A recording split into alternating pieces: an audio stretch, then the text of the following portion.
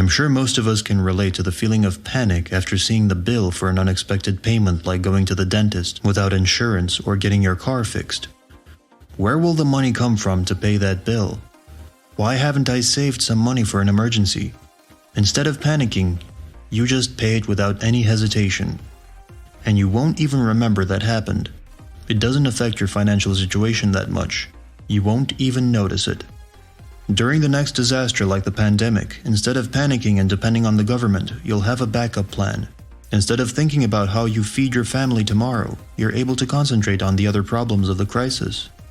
There is no doubt that most of us feel relieved financially. That's how it feels to be financially free. Hey everybody, welcome to Life Mastery Hack. Today I'm going over the 8 things you can do to become financially free. Make sure to subscribe so you don't miss any videos like this. Now let's get straight into it. Number 1. Understanding what it means to be financially free. Becoming financially free means that you have total control over making decisions in your life and not having to worry about money since you have enough money coming in without relying on a monthly paycheck.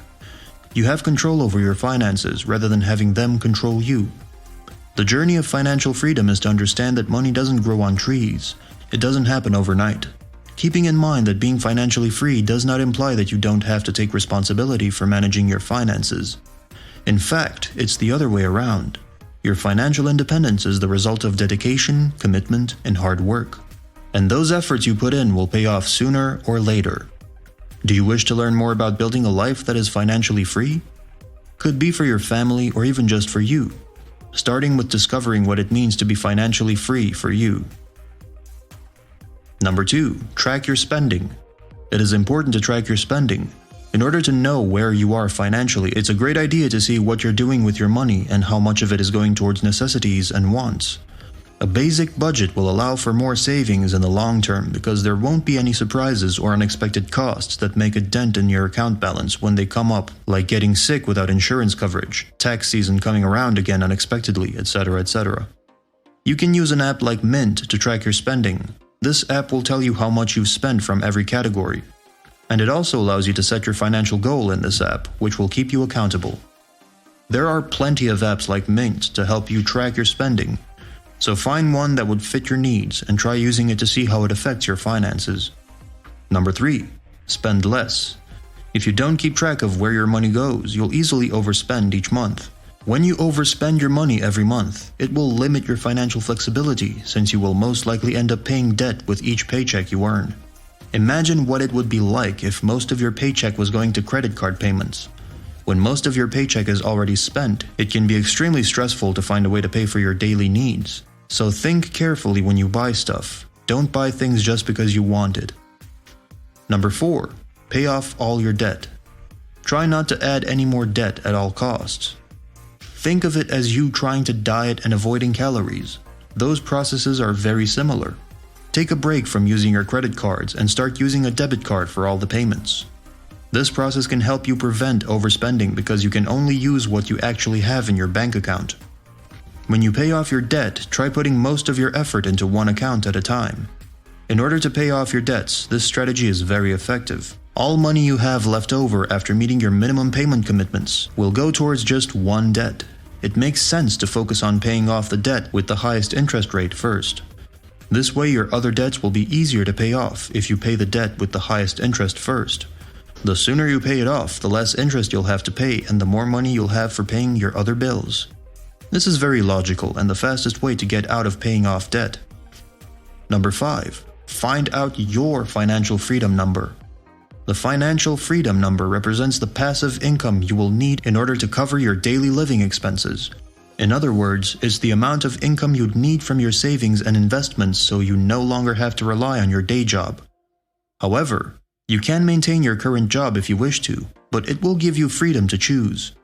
Moreover, it gives you the courage and strength to pursue your dreams and passions. Calculate the amount of money you spend each month. Review your spending patterns for the past year. This should include bank account statements, credit card bills, loans, donations, etc. And keep a record of any cash transactions. Note that that's the reason why using cash is inconvenient. It can be a hustle to keep track of all the payments. Organize all of them into one spreadsheet. Use the spreadsheet and put all the transactions you have made in the past year. Divide the sum of the numbers you put in the spreadsheet by 12. This number you calculated is your monthly expense, which is also known as your freedom number when expecting no significant change in your life. And when your passive income meets that amount, you are financially free. Number 6. Build a rainy day fund. We experience ups and downs in life all the time. There is no guarantee that we can always be ready for unexpected life events. However, we can build up a safety net in case something unexpected happens. Saving money for an emergency fund is a great way to prepare for those unexpected events that might occur in the future, such as losing your job, getting a car repaired, or getting sick. And if that happens to you, you would want to ensure to have enough cash to make it through those tough times. When you lack your emergency fund, you're more likely to use credit when you face those hard times, which can lead to your financial difficulties sooner or later. It's also a good idea to make sure you have enough coverage of insurance, since you never know what tomorrow will bring. Unexpected events like car accidents would easily cost thousands, and it will have a big effect on your finances. Be sure to get enough insurance coverage to protect your lifestyle and family so that none of these situations can affect your savings. Number 7. Create additional sources of income. You might have a headache about having debt that is way more than your monthly paycheck. Wondering if it's even possible to pay them off while you're still alive? You need to realize that nothing will change if you keep living in the same pattern of your life. If you feel your 9-to-5 job isn't enough for your living, it is time for you to start grinding and make additional income through side hustling. Having multiple sources of income is essential, because it is not safe if you only have one source of income that you can rely on, especially if you work a 9-to-5 job. There is no guarantee when your company will get bankrupt or even fire you. When you look at the types of earning money, there are 2 types. One is active income, in which you trade your money for a paycheck, and then there is passive income, which is the money automatically coming into you even when you're asleep. If you are trading your time for a paycheck, then your earning is limited by the hours you have. But you can still make a lot from it if you are serious. You can become a freelancer on websites like Fiverr or Upwork for active income. The other way of making income is passive income, which might sound better for most of us. You can start building passive income by dropshipping, blogging, YouTube, affiliate marketing, etc. These are passive income. However, making passive income will require your upfront time and effort to get actually to the point where it will become passive income. But it is definitely worth it. Number 8. Buy experiences, not things. Any experiences would come and go in life, and that's okay. Although we try our hardest, we will never be able to capture every single moment that is meaningful to us. In spite of this, the joy and significance of those moments does not fade with time. You learn from those experiences and it will shape you into who you are and become a part of you. Your identity is not defined by what you own, but rather by the experiences you've had, such as places you have been to, and the knowledge you've gained through those experiences. An expensive purchase won't change your life significantly, but your experience of travel and living abroad will. Experiences are a much greater part of who you are than material goods.